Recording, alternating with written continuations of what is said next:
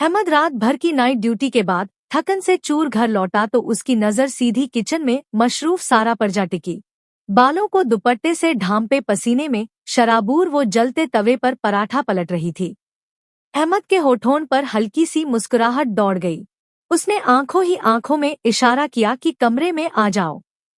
सारा ने घबराहट से इधर उधर देखा कि कहीं नंदों की तेज नजरें उस पर न जम जाएं, और जल्दी से नफी में सर हिला दिया। अहमद बाज न आया। पहले कमरे में जाकर जूते उतारे और फिर दोबारा किचन के दरवाजे पर जा खड़ा हुआ। कितनी देर लगेगी सबका नाश्ता तैयार करने में? चलो ना यार, थोड़ी देर मेरे साथ वक्त गुजार लो। उसकी आवाज में जिस्म सा सुकून था, जैसे बरसों की थकन उतर जाएगी अगर सारा उसके पास बैठ जाए। सारा का दिल धड़क उठा, माथे पर पसीना मोतियों की तरह चमकने लगा। वो आहिस्तगी से बोली, आप जाएं, मैं सबका नाश्ता लगा के फिर आती हूँ। अगर अम्मा ने सुबह सुबह आपको किचन में देख लिया तो शामत आ जाएगी। अहमद ने मुस्कुरा के जैसे सरगोशी की। अच्छा जल्दी आना, मैं इंतजार कर रहा हूँ। ये कह के वो अस्सलाम वालेकुम करता कमरे में लौट गया। सारा के हाथ पहले से भी तेज चलने लगे। पराठे, सालन, चाय सब कुछ बरग रफ्तारी से दस्तरख्वान पर रखा और दबे कदमों कमरे की तरफ बढ़ गई। दिल में खौफ भी था मगर शौहर की खुशी के लिए उसने हिम्मत कर ली। कमरे में दाखिल होते ही अहमद ने लपक के दरवाजे की कुंडी लगाई और उसे अपनी बाहों में भरकर बिस्तर पर गिरा दिया। पता है तुम्हारे बगैर रात काटना कितना मुश्किल होता है। ड्यूटी पर जाने को दिल ही नहीं चाहता। वो अपनी तलब और जज्ब के आलम में सारा के करीब झुक रहा था। अहमद की इस तुरबत पर सारा का चेहरा सुर्ख पड़ा। आहिस्तगी से सारा की शर्ट की जिप सरकाते अहमद ने उसकी गर्दन पर अपने होंठ रखे थे और सारा ने चादर को मुट्ठियों में भीगते अपनी आंखें बंद कर ली थी। मेरी जान, मेरा बस चले तो हमेशा के लिए नाइट ड्यूटी से जान छुड़वा लूं। शादी के बाद तो ये नाइट ड्यूटीज किसी अजाब से कम नहीं लगती। आहिस्तगी से उसके कानों में सरगोशी करते हुए वो नरमी से उसके वजूद को समेट रहा था। सारा की सांसों की तपिश अहमद को पूरी तरह बहका रही थी कि अचानक बाहर से एक तीखी चुभती हुई आवाज गूंजी। बेशर्म बहया, न घर वालों का लिहाज है न जवान होती नंदों का। साथ ही जोर जोर से कमरे का दरवाजा बजने लगा। सारा का रंग उड़ गया। अहमद चौंक के उठ बैठा। अब क्या होगा? अहमद जानता था कि अम्मा तो सबके सामने जलील करके रख देंगी और सारा की आंखों में आंसू आने लगे थे। उसे मालूम था कि किस कदर बेइज्जती का सामना करना पड़ेगा, और वो भी नंदों और देवरों के सामने, जिन्हें मौका मिलता तो वो हंसी उड़ाने से भी बाज नहीं आते थे। कई बार तो मुंह पर ही हंस जाते थे जब सास उसे डांटती थी। इसलिए वो परेशान हो रही थी कि अब तूफान आने वाला है। अहमद ने उसका हाथ थाम के कहा कि तुम फिक्र ना करो, मैं बात करता हूँ अम्मा से। पता होना चाहिए उन्हें कि मैं बारी बारी ड्यूटीज कर रहा हूँ, और वो भी पिछले 15 दिन से। तुम्हारे साथ वक्त गुजारने के लिए मुझे कोई ना कोई लम्हा तो ढूंढना ही पड़ेगा ना। वो उसे समझाते हुए दरवाजे की तरफ बढ़ा और कुंडी खोल दी, मगर अगले ही लम्हे सामने खड़ी अपनी माँ को देख के उसकी आवाज हलक में ही अटक गई। अम्मा की तेवर चढ़ी हुई थी और वो कमर पर हाथ रखे बेटे को घूर रही थी। जरा बुलाओ ये सारा बीबी को।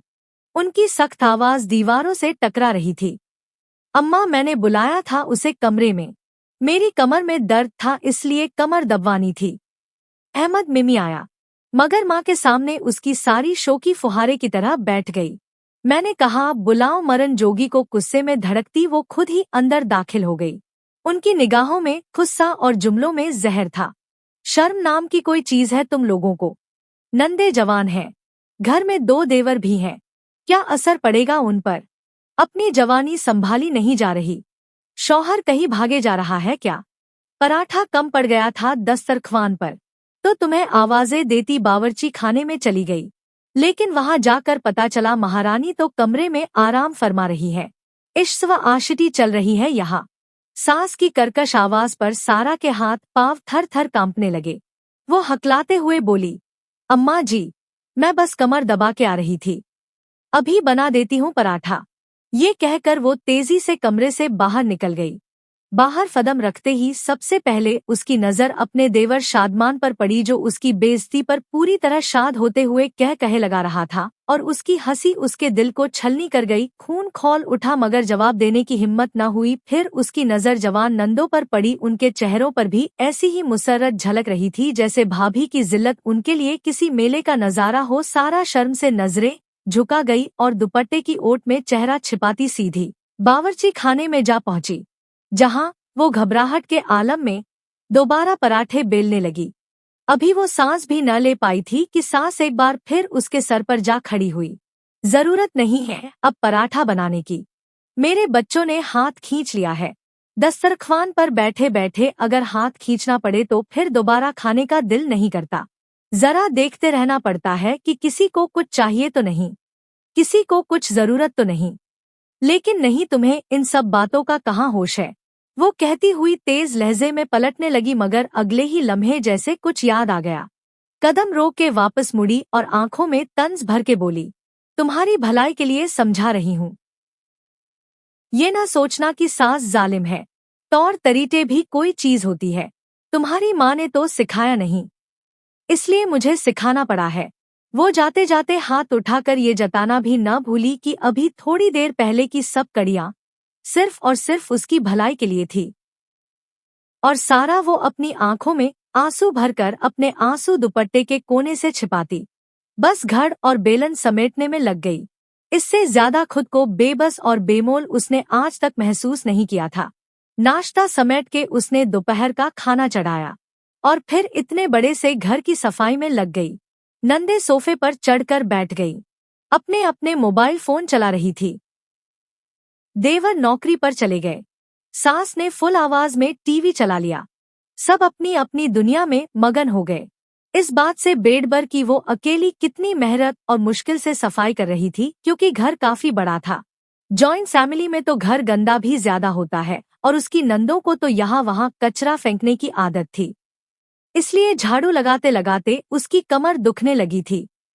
इतने में उसे अपनी सास की करख्त आवाज फिर सुनाई दी, बहू ये सोफों के नीचे से जरा ढंग से झाड़ू निकाल लिया करो। किसी दिन अगर मैंने सोफे हटा दिए ना तो शर्म से जमीन में गड़ जाओगी। उनका अंदाज ऐसा था जैसे वो उनकी बहू नहीं बल्कि मुफ्त की मुलाजिमा हो। जी अम्मा जी, वो बस इतना ही कह सकी। दिल में आया तो था कि कह दे कि अपनी बेटियों को भी सोफे पर से नीचे उतार दें।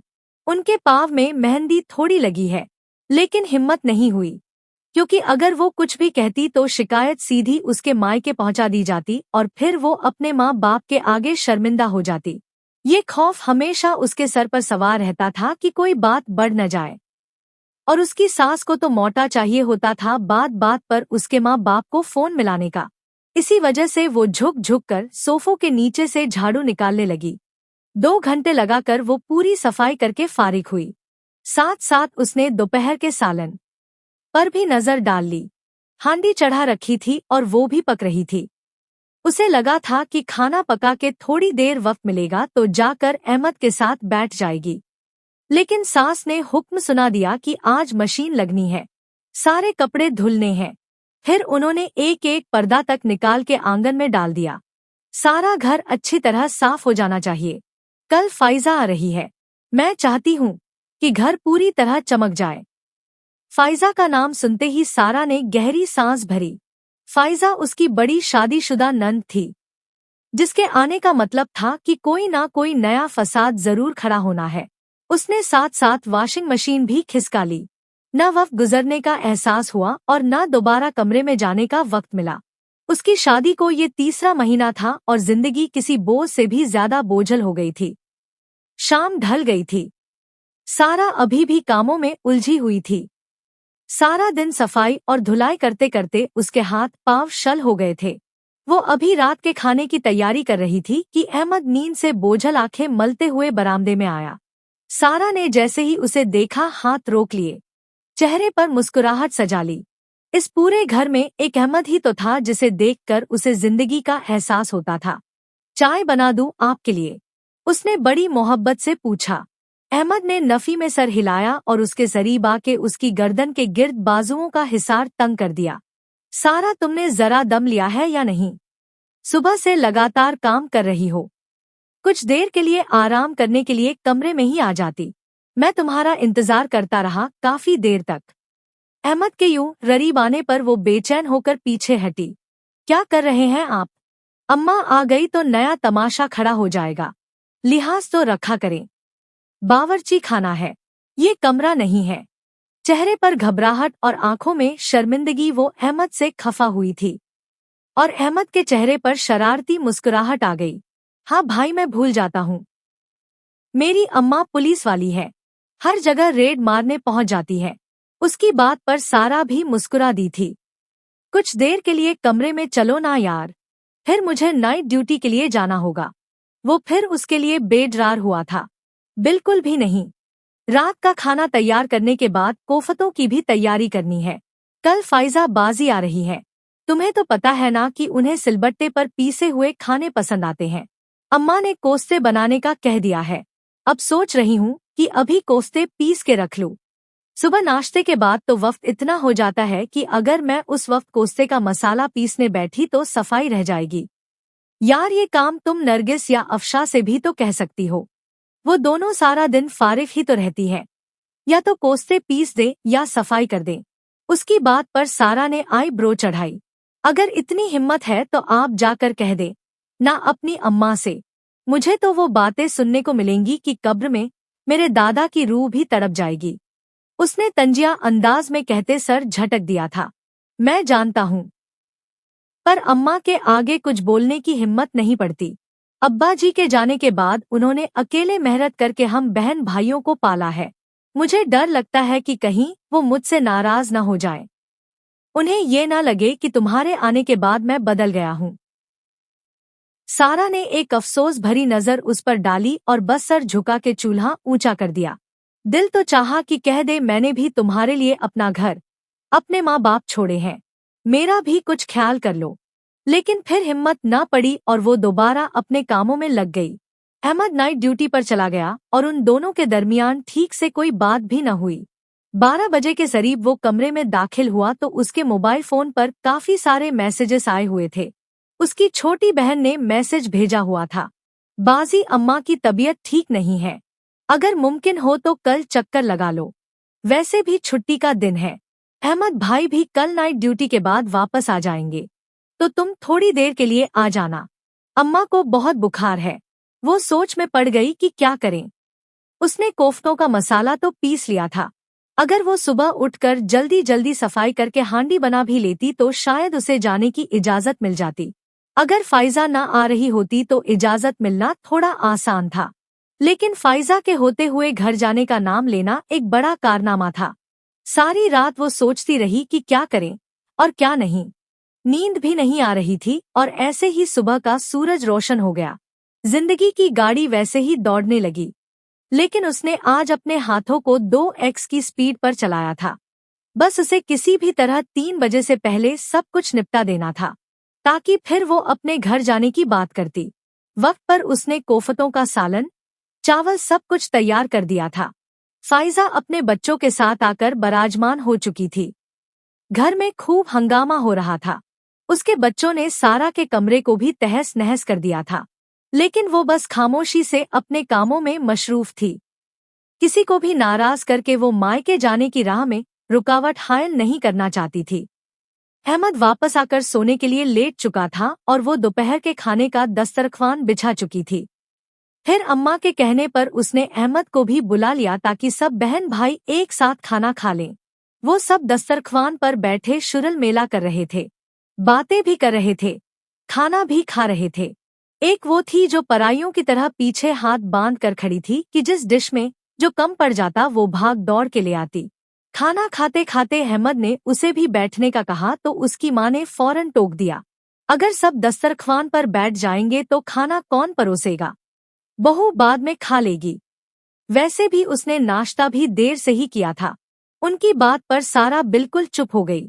नाश्ता इसलिए देर से किया था क्योंकि पहले सारे घर को नाश्ता करवाया था और फिर सबके बचे हुए टुकड़े आखिर में अपने पेट में डाल लिए थे कि इतनी हिम्मत ही नहीं बची थी कि अपने लिए ताज़ा पराठा बना लेती, और फिर अगर ये बचे हुए टुकड़े सास देख लेती तो वो अलग हंगामा करती कि जब ये रखे थे तो फिर ताज़ा पराठा क्यों बनाया। अभी भी कोफ्तों का सालन पूरा खत्म हो चुका था, सिर्फ ग्रेवी बच गई थी। सारा ने खामोशी से एक कोने में बैठकर वही खाया आया। बर्तनों का ढेर जम चुका था, मगर उसे मायके जाने के लिए इजाजत चाहिए थी। उसने आहिस्तगी से अहमद को अपनी माँ की तबीयत के बारे में बताया। वो कहने लगा, अम्मा से इजाजत ले लो, फिर चलते हैं। तुम्हें तो पता है ना, मेरी इजाजत लेने पर वो नाराज हो जाएंगी। तुम ही इजाजत मांगो।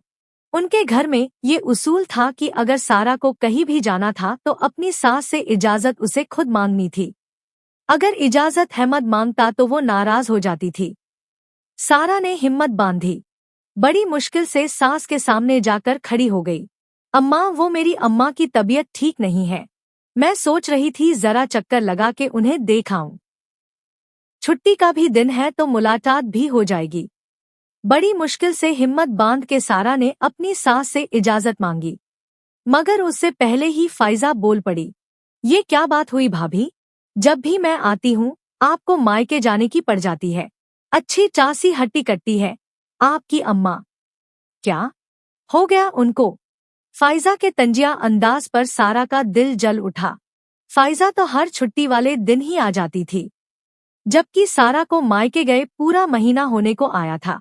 जी अम्मा को बुखार है बहुत, मैं बस थोड़ी देर में आ जाऊंगी। वो मिमी आई। अरे बहन, वायरल चल रहा है, हर दूसरे बंदे को बुखार है। तुम्हारी अम्मा तो बिल्कुल ही बिस्तर पकड़ लेती है। फाइजा ने नकुवत से कहा। तुम्हारी चुप होकर सर झुका गई। सास ने हाथ के इशारे से बात काट दी। ठीक है, चली जाना, लेकिन पहले सारे बर्तन धो, शाम की चाय बना दो, साथ ही थोड़े पकोड़े भी तल देना। उसके बाद चली जाना, और याद रखना घंटे भर में लौट आना। सास ने पूरा हिदायतनामा जारी किया तो सारा ने सुकून का सांस लिया। कम से कम जाने की इजाजत तो मिली। वो तेजी से हाथ चलाती बर्तन धोने लगी, दिल ही दिल में जाने की खुशी को महसूस करने लगी। चाय के साथ पकोड़े सबको सर्व करने के बाद उसने जल्दी जल्दी बुर्का पहना। लाइट न होने की वजह से कपड़े इस्त्री नहीं हो सके थे, मगर परवाह नहीं की। बस बुर्का ओढ़ा और अहमद के साथ मोटरसाइकिल पर बैठकर मायके के लिए निकल पड़ी। आधे घंटे बाद वो अपने माँ बाप के पास बैठी थी। उसकी माँ उसे देखकर ही खुश हो गई थी, जबकि अब्बा दौड़ भाग के समोसे ले आए थे। अरे भाई, इस सब की क्या जरूरत थी? हम खाना खा के आए हैं। वो शर्मिंदा हो रही थी। घर के हालात का इल्म उसे अच्छी तरह से था। बेटी इतने दिनों के बाद आई हो, अब रात का खाना खा के जाना। उसके अब्बा ने फौरन मान से कहा। नहीं अब्बा, फाइजा बाजी आई हुई है, मुझे वापस जाना होगा। सारा की बात पर उसके अब्बा का चेहरा मुरझा गया था। वो तो पहले ही चिकन ला के रख चुके थे कि बेटी आएगी तो कुछ अच्छा पकेगा, लेकिन बेटी के ससुराल की वजह से खामोश रहे। वो बम मुश्किल 1 घंटा अपने मायके में गुजार कर अहमद के साथ ही वापस लौटी और घर के दरवाजे पर ही उसे तंज का सामना करना पड़ा। ये अच्छा है बीबी, शौहर को साथ चिपका के ले जाओ, इसे भी वहीं बिठा लो। क्या पट्टियां पढ़ाई हैं तुम्हारे घर वालों ने हमारे लड़के को? वो एकदम घबरा गई कि सास को क्या हुआ। हमारे खानदान में रिवाज है कि लड़के अपने ससुराल में जाके नहीं बैठते। तुम बीवी को छोड़ के वापस नहीं आ सकते थे, इसका बाप खुद वापस ला के इसे छोड़ जाता। अब की बार उन्होंने अहमद को पकड़ा। अम्मा 1 घंटे के लिए तो गई थी, फिर 15 मिनट का तो रास्ता है, मैं क्या उसे छोड़ के आता, इसलिए वही रुक गया था। वो फिर मिमियाने लगा। उसकी सास ने सर झटक दिया और सारा खामोशी से कमरे में आ गई। वो तो ये भी न पूछ सकी कि आपके दामाद साहब क्यों सुबह से आकर अभी तक बैठे हुए हैं, वो क्यों वापस फाइजा बाजी को छोड़कर नहीं लौटे। लेकिन हिम्मत नहीं थी, वही हिम्मत जो एक औरत के अंदर होना बहुत जरूरी है, वही हिम्मत जो एक मर्द में भी होनी चाहिए, जब वो एक औरत को रुखसत करवा कर अपनी जिम्मेदारी पर लेकर आए। लेकिन वो हिम्मत न सारा में थी और न ही अहमद में। आंखों में आंसू लिए सारा एक बार फिर सबकी तिदमतों में मशरूफ हो गई। जिंदगी एक ही दायरे में घूम रही थी, जहां वो खुद को हर वक्त बस कैदी महसूस करती थी। और फिर जब उसकी शादी को 6 महीने पूरे हुए तो एक नया शोर शुरू हो गया। उसकी शादी के साथ ही समिया की भी शादी थी। देखो तो जरा, उम्मीद से है पूरा खानदान तुम्हारी चची को मुबारकबाद दे रहा है, और एक मैं हूँ कि मुंह छिपाती फिर रही हूँ कि अभी तक बहू ने कोई खुशखबरी ही नहीं सुनाई। हर वक्त तो कमरे में घुसी रहती है, लेकिन एक खुशी नहीं दे सकी। ऐसा तो नहीं कि तुम दोनों प्लानिंग कर रहे हो, वो जो आजकल के नए लोगों के नए चोचले करते हैं?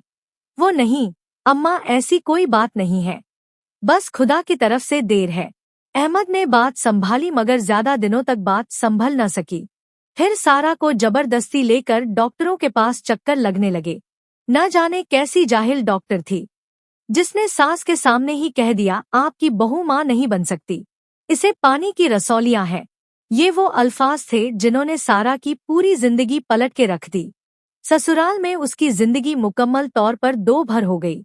बार बार ये ताने सुनने को मिलते हैं कि तुम्हारे माँ बाप ने जानबूझ के तुम्हें हमारे सर बांध दिया। तुम एक बीमार औरत हो, तुम हमें औलाद की खुशी नहीं दे सकती। वो दिन बदिन घुलती जा रही थी, कमजोर होती जा रही थी। घर की जिम्मेदारियां अलग और माँ न बन सकने की तकलीफ अलग। उसने चोरी चुपके कुछ और डॉक्टरों को भी दिखाया, मगर उन सब का यही कहना था कि टेंशन की वजह से वो कंसीव नहीं कर पा रही। जिस दिन तुम्हारी जिंदगी से टेंशन खत्म हो जाएगी, उसी दिन तुम माँ बन जाओगी। तुम्हें कोई बड़ा मसला नहीं है, मगर टेंशन कैसे खत्म होती? हर वक्त उसकी सास उसके सर पर सवार रहती थी और यही कहती थी कि तुम्हारी माँ ने तुम्हें कुछ नहीं सिखाया, जानबूझ के हमारे हवाले कर दिया। न जाने क्या कुछ और ताने जो उसका दिल छलनी करते थे। और अहमद वो बिल्कुल खामोश था। शादी को दूसरा साल भी मुकम्मल हो गया। न औलाद की खुशी मिली, न जिंदगी में सुकून आया। अपनी बेटी की बिगड़ती हुई हालत देखते हुए सारा के माँ बाप ने एक सख्त फैसला किया, अब वो उसे वापस बुला लेंगे। वो अपनी बेटी को मजीद इस तकलीफ में नहीं देख सकते थे। सारा ने आज तक कभी अपनी जुबान से ससुराल की शिकायत नहीं की थी, इसलिए वालदैन भी खामोश रहे। मगर अब बेटी की हालत उन्हें अंदर ही अंदर तड़पा रही थी, इसलिए उन्होंने साफ कह दिया कि बेटी जब चाहो वापस आ जाओ, हम तुम्हें इस दुख में मजीद नहीं देख सकते। ये सुनकर सारा ने भी आहिस्ता आहिस्ता अपना सामान समेटना शुरू कर दिया। जब ये बात अहमद को पता चली तो उसके होश उड़ गए। उसे सारा से बेइंतहा मोहब्बत थी। प्लीज सारा, ये सब मत करो, मत जाओ इस तरह से। वो फौरन उसे मनाने लगा। मैं आपको औलाद नहीं दे सकती, मेरा जाना ही बेहतर है। अगर मैं यहाँ से न गई तो शायद अपनी जान ले लूंगी। मेरे पास इसके सिवा कोई चारा नहीं। वो बुरी तरह रोने लगी। अहमद ने उसे मजबूती से सीने से लगाया और उसी लम्हे अपनी माँ से बात करने का फैसला कर लिया। उस दिन घर में खूब झगड़ा हुआ। अहमद पहली बार अपनी माँ के सामने डट के खड़ा हुआ था। आप क्यों अपनी बेटियों को नहीं कहती कि वो सारा का हाथ बटाएं, उसके साथ घर का काम किया करें? रही बात औलाद की, तो मुझे नहीं चाहिए औलाद। अहमद के सख्त रवैये पर उसकी माँ ऐसे आठ आठ आंसू बहाने लगी कि सारा खुद घबरा गई। इस दिन के लिए पाला पोसा था तुझे कि तू उस बांझ औरत के लिए अपनी माँ के सामने खड़ा हो जाए। ये तुझे औलाद की खुशी नहीं दे सकती, इसलिए हमारे खिलाफ भड़काती है। हम तो सीधी सादी और शरीफ समझ के लाए थे, लेकिन क्या खबर थी कि इसके इतने पर पर्जे निकलेंगे। देखने में कितनी मासूम लगती है, मगर अब समझ में आया पूरी जादूगरनी है। यकीनन तुझ पर तावीज गंडे किए होंगे, तभी तो आज अपनी माँ के सामने खड़ा है। वापस भेज दे इसे इसके घर, कोई खुशी नहीं दे सकती ये तुझे। अहमद की माँ ने बेटे को नई पट्टियां पढ़ाई, मगर अब वो मजीद सारा पर होने वाला जुल्म बर्दाश्त करने को तैयार न था। इसलिए उसने खामोशी से सारा को कहा, सामान बांध लो, हम अब इस घर में नहीं रहेंगे। दोनों मियाँ बीवी ने दिल पर पत्थर रखकर अपना सामान समेटा और सब कुछ छोड़कर उस घर से निकल गए। वो एक छोटे से किराए के मकान में आ बसे और यूं अपनी एक अलदा जिंदगी का आगाज किया। अहमद ने सारी जिंदगी अपनी माँ के आगे सर झुकाया था, लेकिन अब पहली बार उसे शिद्दत से एहसास हुआ कि माँ के हुकूक अदा करते करते वो बीवी के हक फरामोश कर बैठा था। खुदा का करना ऐसा हुआ कि अलग होने के बस चंद ही महीनों के बाद सारा उम्मीद से हो गई और फिर उसने खूबसूरत सी बेटी को जन्म दिया। यूं उनकी जिंदगी मुकम्मल हो गई। बेटी की पैदाइश पर भी अहमद की माँ ने खूब हंगामा खड़ा किया।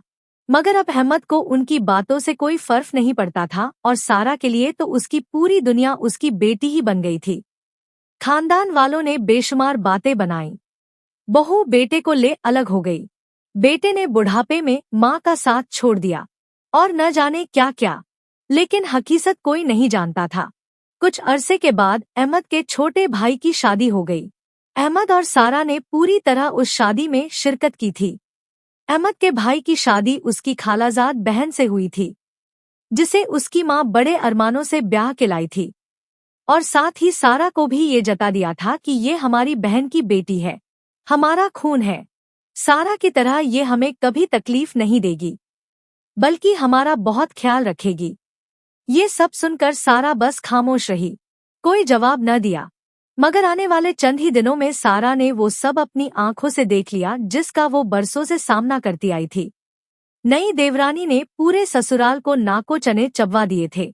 वो किसी को खातिर में न लाती, न घर का कोई काम करती।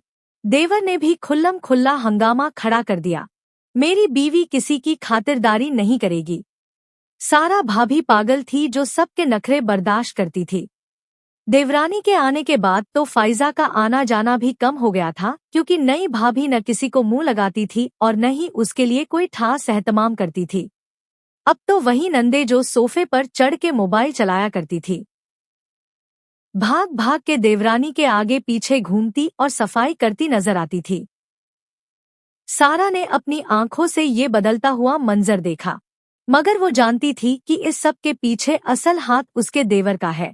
उसकी बीवी में इतनी हिम्मत इसीलिए थी कि देवर शुरू दिन से उसका साथ दे रहा था। यही वजह थी कि घर के सब लोग देवरानी की आदतों को और मिजाज को कबूल कर बैठे थे, जबकि सारा ने सारी जिंदगी चक्की पीसी थी, सब्र किया था, बर्दाश्त किया था।